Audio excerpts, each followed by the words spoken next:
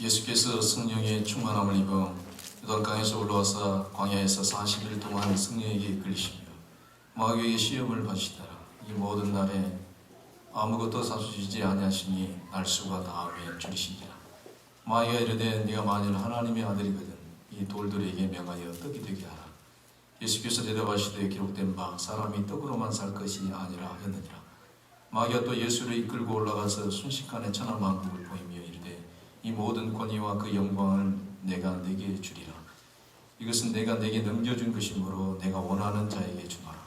그러므로 네가 만일 내게 절하면 다 네 것이 되리라. 예수께서 대답하여 이르시되 기록된 바 주 너희 하나님께 경배하고 다만 그를 섬기라 하였느니라. 또 이끌고 예루살렘으로 가 성전 꼭대기에 세우고 이르되 네가 만일 하나님의 아들이거든 여기서 뛰어내리라.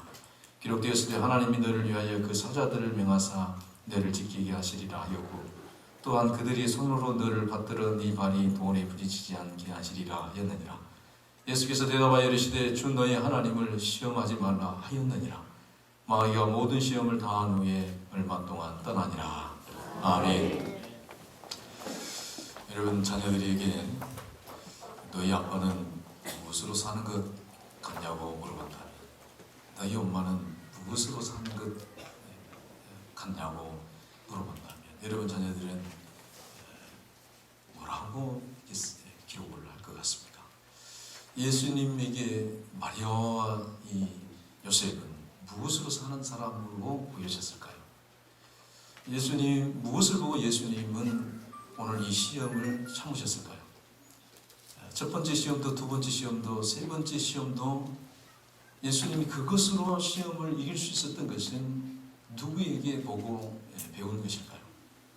우리가 예수님을 이해할 때 오직 신적 권위만을 가지고 예수님을 이해한다고 한다면, 특히나 또 오늘같이 이렇게 예수님의 시험에 대한 이런 부분을 그런 신적 권위만을 가지고 이해한다고 한다면 할 말이 없습니다. 뭐라 할 말이 없지만 적어도 누가복음에서는 누가는 예수님을 참 사람으로 고백하고 참 사람으로 증거하고 있습니다.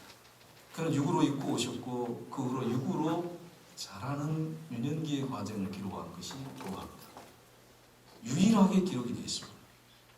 우리는 무조건 신적 권위만을 가지고 그 의미만을 가지고 예수님을 그러기 때문에 그 부분만을 적용해서 이해를 하고 해석해서는 안 되는 것이죠. 누가복음 2장 40절에는 예수님께서 아이가 자란다 그랬습니다. 아이가 자란다는 아기 예수님이 자란다니, 아이가 자라고 강하여지고 지혜가 충만하고 하나님의 은혜가 그 위에 있더라. 2장 41절에 보면 12살 되었을 때 절기를 관례를 따라 지키러 올라간다. 2장 51절에 보면 자신을 이해하지 못한 요셉과 마리아를 따라 나사렛으로 가서 순종하고 받드시더라. 2장 52절에 보면 예수는 지혜와 키가 자라가며 하나님과 사람 앞에 더욱 사랑스러워지더라. 얼마나 참되게 하나님이 예수 그리스도 안에서 사람이 되셨는지, 얼마나 실질적으로 사람이 되셨는지를 보여주는 거죠. 누가복음에서는 예수님이 잘하여지시고 강하여지시고 지혜도 키도 갈아가시며 더욱 사랑스러워가시고 그리고 세례도 받으시고 시험도 받으셨다. 사랑으로. 이렇게 하나의 사건을 뚝 떼어놔 버리면 그 의미가, 그 책 안에서 의미가 달리 해석될 수 있지만 전체적인 이 관점에서 이 과정의 사건으로 누가는 기록을 하고 있는 것입니다. 그냥 하나님이니까 숨겨있지. 그분은 전능하시니까 당연한 거지. 그렇다고 한다면 할 말이 없죠. 그러나 누가는 그렇게 말하고 있지 않아요. 그분은 똑같이 자라는 시기가 있으셨고 지혜가 채워지는 과정을 스스로 허용하셨습니다. 하나님의 은혜가 임하는 그 기간을 모든 것을 수용하셨습니다. 하나님이시지만 사람들과 똑같이 사랑받는 과정, 그런 하나님과 사람 앞에 사랑받는 과정을 친히 받아들이셨습니다. 하나님이시면서 친히 연약한 인간이 스스로 되어주셨어요. 이런 관점에서 오늘 예수님의 시험의 이 부분을 어떻게 성장 과정 속에서 그리고 이제 당하는 이 시험, 무엇보다 요셉과 마리아의 관점에서 요셉과의 그 예수님과의 관계 안에서 도대체 무엇을 보시고 잘하셨기에 그의 부모에게 무엇을 보았길래 그것으로 예수님이 시험을 이기셨을까? 예수님에게 그들은 무엇으로 살아가는 존재구나. 30년 동안, 30년 공생의 30년 시행하기 전에 적어도 무엇으로 사시는 분들이었다. 이렇게 여기셨을까요? 예수님은 알고 있죠. 그의 육신의 어머니 마리아는 무엇으로 산 사람인지, 성령으로 그에게 잉태되었을 때, 예언되었을 때 주의 예정이오니 주의 말씀대로 내게 이루어지리라. 돌에 맞아 죽어도 그것으로 사는 여인이구나. 내게 소원해가 와도 그것으로 사는 어머니다. 요셉 가만히 여인과 끊고자 하여. 율법의 정신은 돌로 쳐 죽이는 것이 아니라 율법의 참된 정신은 사람을 살리는 것이기 때문에 그의 육신의 아버지 요셉은 율법의 말씀의 정신으로 살아가는 사람. 예수 앞에 부모로서 무엇으로 사는지 키가 자라고 성장하는 과정 속에서 볼 수 있었다는 거죠. 무엇으로 살아가는 분들인지. 적어도 30년 전까지 그 가정에서 예수님에게 그들이 보여주는 모습이 이분들은 이것으로 살아가고 이것으로 세상을 이기고 무엇보다도 그 많은 시험이 있었을 텐데 그 많은 시험 속에서 예수 앞에 그 부모들이 보여주는, 육신의 부모들이 보여주는 시험을 어떻게 이겨가는가를 보여주는 것을 친히 다 보셨겠죠. 그것으로 이겼다는 거예요. 내게 해가 되더라도 하나님을 신뢰함으로 무엇으로 살아가는 사람들? 그것으로 살아가는 사람들. 성령으로 잉태된 순간부터 그는 어린 예수님께서 여전히 우리는 무엇으로 살아가는 사람들이라고 하는 것을 끊임없이 의도적으로 보여주기 위함이 아니라 그들 삶 자체로 거울되어졌어요.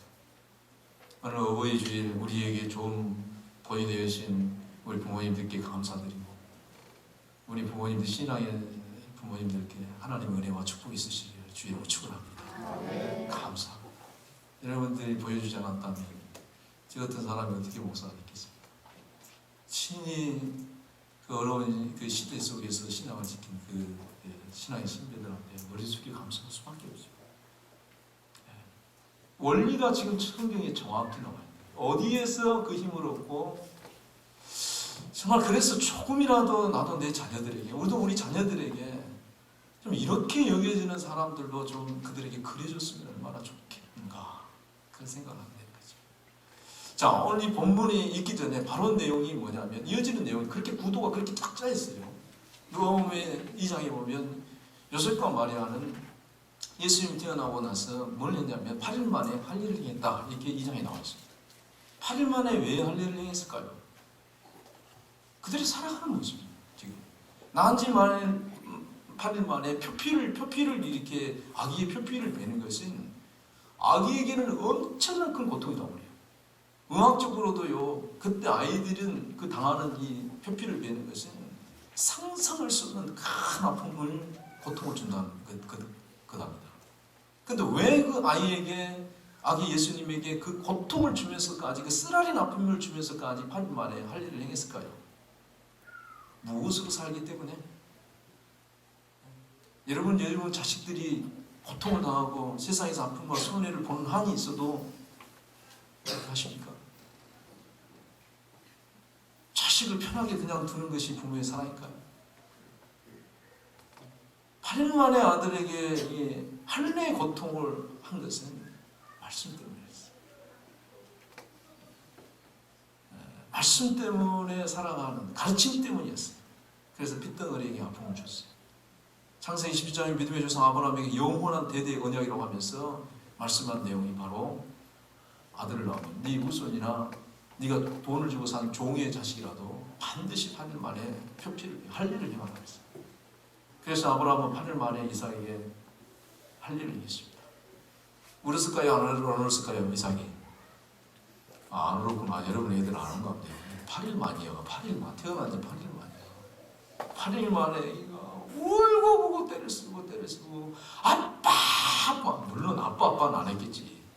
아빠 말은 못해도 이 어린아이가 얼마나 얼마나 두려움에 떨면서 덜덜덜덜 아빠가 왜 이래? 우리 아빠가 이거 왜 이래? 날 죽이려고 하는가 봐.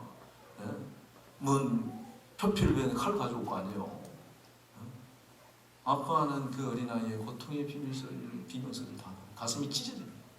그 어린이한테 정말로 너무너무 어린이한테 그 몸에다 그 아픔을 줄 때 부모의 마음이 시원하겠어요? 얼마나 괴로워. 이게 할례. 사랑하는 여러분 자녀들에게 거룩한 할례를 행하시기 바랍니다. 자식이 원하지 않아도 신앙이라고 하는 것이 여러분 그렇지 않습니까? 우리 어른들도 신앙이라고 하는 것이 그렇게 달려내게 다가오지 않아요. 그러나 우리는 자녀들을 살릴 의무가 있지 않습니까? 그들에게 우리는 표피를 비워줘야 될 사명이 있습니다. 거룩한 표피를 비워주시길 바랍니다. 주님의 부탁이에요. 주님의 명이에요. 그래서 레위기 12장 3절에 보면 반드시 8일 만에 배라고 해요. 그렇습니다. 말씀대로 살아가는 것을 친히 아들의 몸에 흔적으로 남기는 거예요. 자식이 울어도 난 무엇으로 살아간다는 것을 친히 보여줍니다. 조금 자라서 아버지에게 그럴 거 아니에요. 이상하게. 아버지, 아빠, 여기 왜 이래 이거? 이사가, 너가 8일 만에, 8살이 아니라 8개월이 아니라 8일 만에, 태어난 지 8일 만에 아빠가 할례를 해놨단다. 왜요? 왜 네 몸이 이랬어요? 아들아, 너는 하나님의 아들이다. 너는 하나님의 백성이다.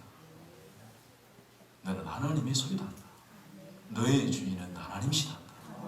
하나님이 너를 지킬 것이다. 내게 한 약속이니 다 이루어질 것이다. 하나님을 경외하도록 하리라. 네가 표피를 비웠다고 해서 하나님의 만복의 축복이 내게 임하는 것은 결코 아니다. 하나님의 말씀대로 순종할 때 내게 하나님이 하는 것이 모든 것이 다 이루어질 것이다. 그렇게 교훈하기 위해서 친히 부모가 요셉과 마리아도 그렇게 살아가는 자로서 똑같이 예수님의 몸에 할례를 한 것이. 그리고 이어져 따라 나오는 것이 누가복음의 정결 예식이 따라 나옵니다. 누가복음 2장의 내용이에요. 어린 예수님이 어떻게 살아가셨는가에 대한 밀접한 부분들이 누가복음에 정확히 이렇게 나와요. 할례 사건 등이 바로 딱 나옵니다. 전개 예식의 날에 예수님을 데리고 예루살렘으로 갑니다. 산비둘기 한 사람, 집비둘기 둘로 제사하려 함이니라. 2장 22절에 나왔어요. 이것이 뭔가? 율법의 첫 것은 누구 것? 사람이 됐든 짐승이 됐든 열매가 됐든 어디 됐든지 간에 다 하나님의 것이다라는 율법의 말씀이 있단 말이에요. 남자를 낳으면 정결기간이 7일이라. 여자아이를 낳으면 1회 동안 그는 정결 예식을 하고 그것과 끝나면 레위기 12장에 보면 반드시 3번은 번제물로 어린 양, 1년 된 어린 양을 번제물로 드리고 속죄물로는 집비둘기나 산비둘기 새끼를 드리게 돼 있어요. 그런데 누가복음 2장 22절에 보면 예수님의 부모는 뭘 드려요? 산비둘기 둘이나 집비둘기 둘로 드리려고 했다고 나와 있어요. 그럼 이게 안 맞잖아요. 어린 양으로 번제물 드리고 속죄물로 비둘기 새끼를 드려야 되는데 율법에 보면 그 내용이 또 첨가가 되어 있어요. 만약에 돈이 없어서 가난해서 양을 드리지 못한 자들은 집비둘기든 산비둘기든 한 마리는 번제로 드리고 한 마리는 속죄제물로 드리라 그랬어요. 그러나 이들 부모는 부자였다 가난했다? 심히 가난했어요. 예수님의 육신의 어머니 아버지는 심히 가난했어요. 정말 어떻게 살아가야 하는가를 정확히 보여주는 장면이라고 저는 생각합니다.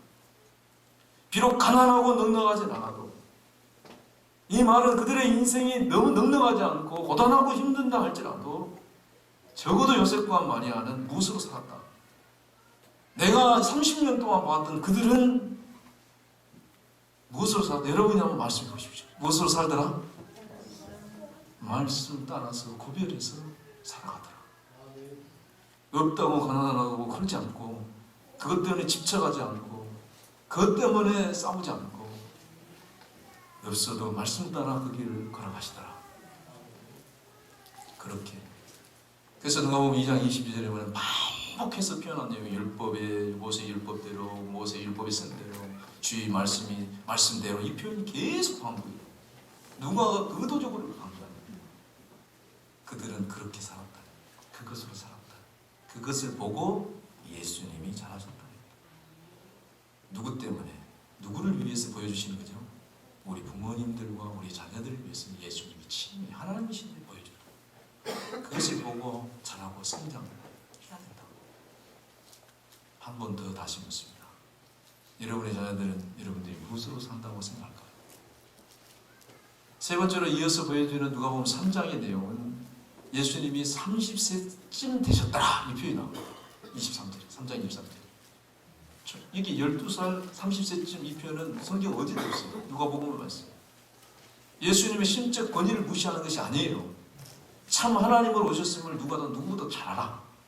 그러나 동시에 그분은 참 하나님이셨음을 강조하는 것입니다. 그렇게 영향을 받고 30세가 되셨다는 얘기예요. 무엇을 하셨다? 그때 말씀을 선포하셨다. 의미심장하지 않습니까? 무한대로 번대로. 그리고 누가복음 4장에서 오늘 본문에 시험의 사건이 등장합니다. 예수님은 시험을 이기셨어요.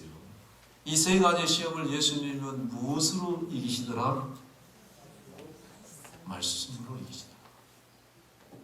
참 인간이신 예수님이 시험을 어떻게 하나님의 말씀으로 이기셨을까요? 누구한테 이 시험을, 온갖 시험을 말씀으로 이기는 법을 배웠다는 한 번도 이런 시험을 예수님 만나보지 않았어요. 그런데 이 불같은 시험을 예수님은 어떻게 말씀으로 이기는 법을 배웠냐는 하나님이시기니까. 적어도 누가복음에서는 그건 조금 이따 두고 어디서 보고 배웠겠냐고. 예수가 뭘 보고 시험을 참을 수가 있었겠어요? 여러분의 자녀들은 세상에서 불같은 시험을 누구를 보고 참고 인내하고 승리할 수 있겠습니까? 적어도 누가복음은 그렇게 이야기해요. 사람으로서 예수를 자꾸 생각하게 합니다. 그가 본 대로 그의 부모가 보여준 대로 첫 번째 먹거리심 돌이 떡이 되게 해라. 40일 동안 털털 보면 예수님에게 마귀가 그렇게 시 요셉과 마리아는 가난해도 몰두로 살더라. 그것으로 살더라. 정한 절기가 돼도 먹기 살기 힘들어도 반드시 예배드리더라. 그분들은 가난의 시험을 무엇으로 이기시더라? 그것으로 이기시더라. 첫 번째 시험이 쉽겠어요? 어렵겠어요? 쉬어버린 거예요. 쉽게 넘어가는 거예요. 하다 봐버렸잖아요. 늘상 우리 부모가 그렇게 먹고 살기 힘든 그 가운데서 넉넉히 그렇게 이겨나가는 모습을 친히 보셔봤잖아요. 간단히 넘어가. 사람이 떡으로 사는 것이 아니라 하나님의 말씀으로 산다 이놈아. 주저하지 않는 거죠.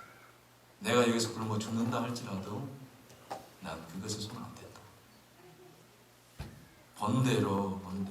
만약 나에게 먹거리 문제, 물질의 문제에서 만약에 그분들이 내 앞에서 떡을 쫓아 사는 존재, 어떤 그런 것에 집착하는 삶을 사는 것으로만 계속 30년 동안 내게 보여줬다면 예수님은 시험을 분명히 이기셨겠지만 인간으로서는 매우 고통스럽게 이겨갔어요.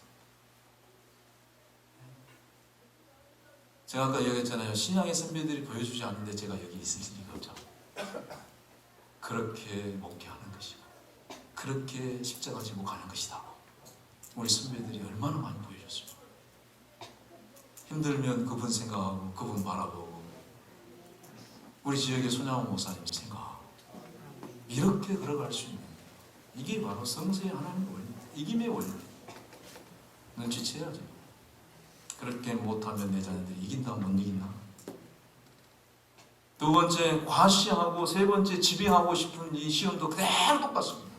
만약 그 부모가 이 땅에 살면서 과시를 하고 박수박경을 하고 명예로 사는 그런 모습을 보여줬다면 이 두 번째 시험이 예수님이 힘드셨을 거예요. 만약 우리 부모가 누군가를 지배하고 내 마음대로 다스려고 하고 내 아내를 내 마음대로 내 남편을 내 소유물로 자식을 내 마음대로 그렇게 사는 그런 분으로 보였다면 예수님이 이 세 번째 시험도 고통스럽게 이겨나갔어요. 아무리 손해가 보더라도 가난하고 힘들어도 그것대로 살아가려고 합니다. 그것대로 순종하려고 합니다. 땅의 뜻이 아니라 위의 것을 먹고 살려고 몸부림치는 그 모습을 보았어요. 그에 보면은 성령을 통하여 세상에 하나님의 아들을 잉태하고도 자랑하지 않고 과시하지 않았어요. 사람들한테 온통 영광을 취해야 되고 박수를 받아야 될 그래서 그가 나를 다스리고 지배하는 위치에 있을 사람에도 불구하고 그들은 그렇게 살지 않았어요. 그 말씀대로 그렇게 살아가는 그 모습을 보고 주님은 잘하셨고 이 시험 앞에 서서 능히 건너뛰어버렸어요. 이런 은총이 여러분이 있으시 바랍니다. 여러분 자녀에게 있으시 바랍니다. 누군가를 내 마음대로 지배하고 통제하고 억압하려고 하셨다면 예수님은 하나님께 영광 돌려라 이렇게 표현하지 않았을까요? 오직 주님의 뜻만이 이루어지기를 원했던 그들의 삶. 제가 얼마 전에 어떤 집사님하고 대화를 하다가 그냥 문득 대화하다가 어머님 얘기하다가 이 집사님 뭐라 하냐면 어머니가 몸이 아프신데 기도하심으로 나를 낳았고 그리고 내가 물어보지도 않았는데 어머니는 늘 성경을 읽으신다. 그리고 몸이 아프셔도 언제나 그 말씀을 읽으려고 노력하시고 어떻게든 그 성경대로 사시려고 신앙생활 하셨다. 저는 그 말을 들으면서 속으로 했어요. 참 당신은 나보다 행복한 사람. 그것을 보고 자랐다는 것이 얼마나 그가 남은 인생을 사는데 얼마나 큰 일인지 아십니까? TV 좀 그만 보고 좀 책 좀 보십시오. 자식을 위해서. 적어도 그 성경이 눈에 안 들어와도 겉으로라도 좀 가짜라도 좀 펴놓고 깍두가 봉수가 테레비 보고 눈물 흘리는 선지가 나를 보고 우리 할머니는 맨날 텔레비만 봐. 아니에요. 우리 성원사님 잘 보이겠어요. 교회에서 철야하고 기도하고 맨날 선지 않고 자고. 왜 그 집사님이 행복한가?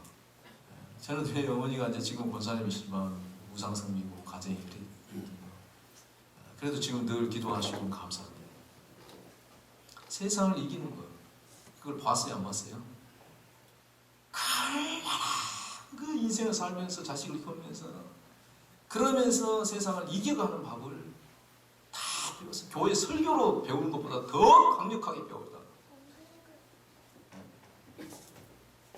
귀한 어머니죠. 복된 아들이죠. 여러분도 귀한 어머니가 되시고 복된 자식을 두시기 바랍니다. 그것이 바로 예수님이 능히 시험을 이기시고 승리하심에 대한 우리 때문에 우리를 위해서 친히 보여주신 거예요. 주님은 그럴 필요 없잖아요.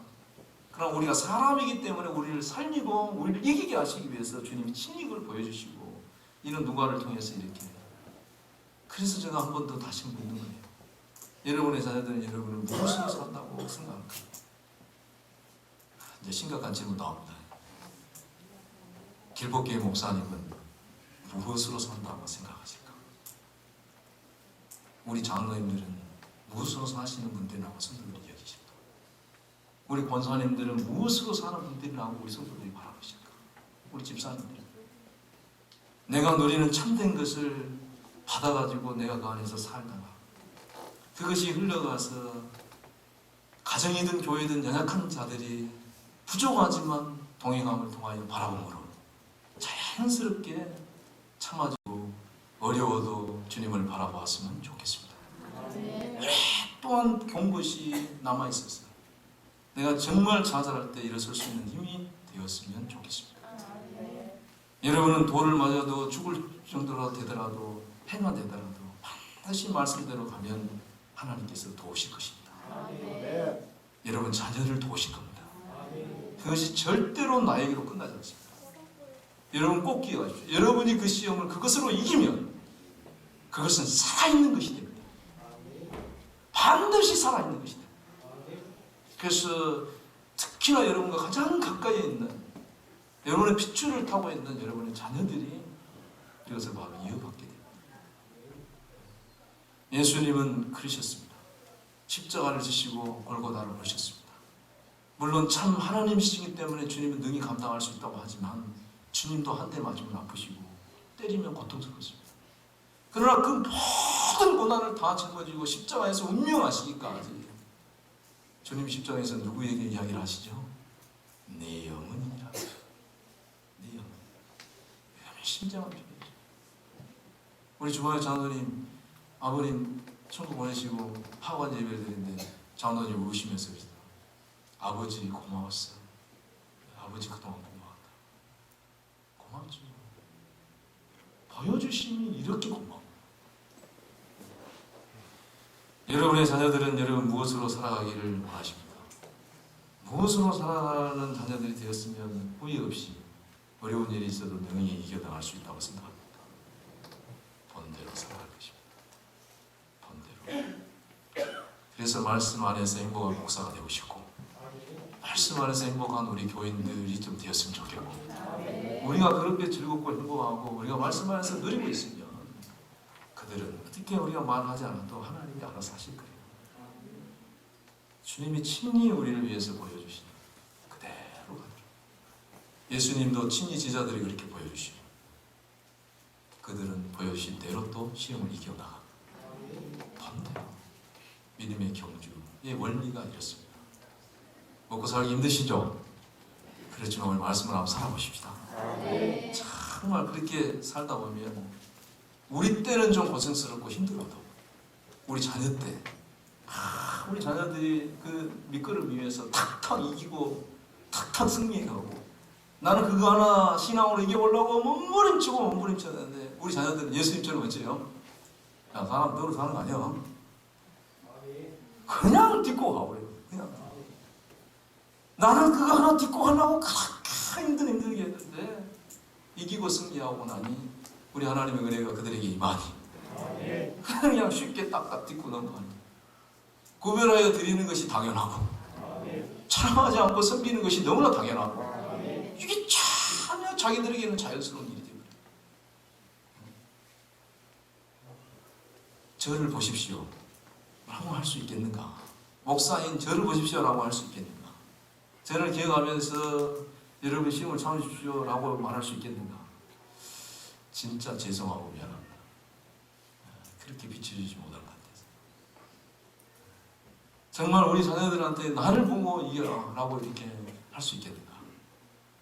미안합니다. 자녀들에게도 미안하고, 특히나 더 죄송스러운 것은 우리에게 그렇게 살아라고 친히 보여주시던데 천국가 계시고 지금도 흰머리 되셔서 우리 앞에 계시는데 그렇게 못 살아던 거 죄송합니다. 우리 신앙의 어머니들 아버님들 미안합니다. 그렇게 살으라고 힘든 시기에 머리에다가 돌 위에다가 정말 교회를 세우고 난로도 없는 차디찬 정말 마룻바닥에서 무릎으로 기도하시고 밤낮으로 부르짖으시고 머리채 뽑히면서도 하나님에게 예배드리려고 우리에게 친히 보여주셨는데 그렇게 못 살아서 부모님들 죄송합니다. 장로님 죄송하다고 우리 같이 합시다. 33세가 되었을 때였습니다. 그때 주님은 이기시고 가십니다. 우리 자녀도 어느 때가 되면 여러분이 수고하고 모든 이렇게 믿음으로 살았던 것들이 성경에 다 헛수고하이다 그랬어요. 다 헛수고 눈물을 흘리며 씨를 뿌리냐면 반드시 기쁜 물을 거둔다 그랬어요. 다 주님이 삶으시다. 그때 이 모습을 예수님의 아주 신적인 어느 부분을 볼 때 그의 어머니 마리아가 얼마나 기쁘겠어요. 그리고 많은 살리는 사람 도구로 씁니다. 30년 동안 연약한 인간이지만 또 넘어지고 자빠질 수밖에 없는 약한 인간이지만 그래도 요셉과 마리아의 살아가는 모습이 예수님께 감동이 되듯이 저희들도 부족하고 저도 부족하고 다 부족하지만 좀 우리도 좀 조금 더 분발해서 우리가 그렇게 살아가는 모습이 그들에게도 감동이 되어서 그들도 이기고 승리하였으면 좋겠습니다.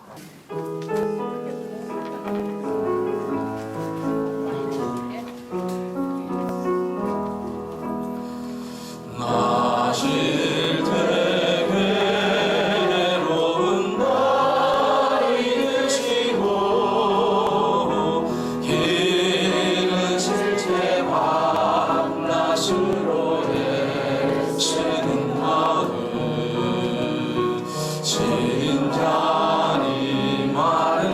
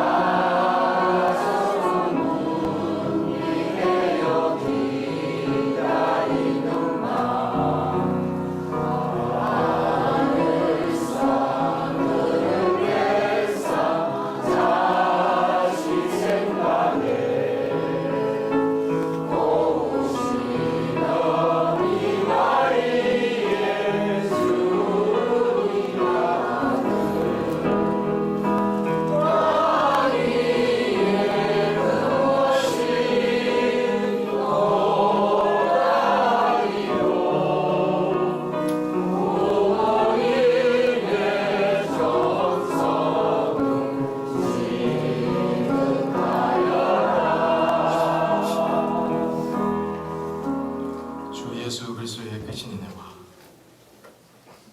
하나님 우리 아버지의 끊을 수 없는 사랑하심과 성령의 충만하신 역사하심, 사랑하는 우리 부모님들과 오늘 본을 보여주신 우리 주 예수 그리스도의 그 말씀의 가르침을 따라 그 길을 걸어가기를 원하는 사랑하는 주의 백성들 위해, 자녀들 위해 영원히 함께 얻기를 간절히 축원하옵나이다.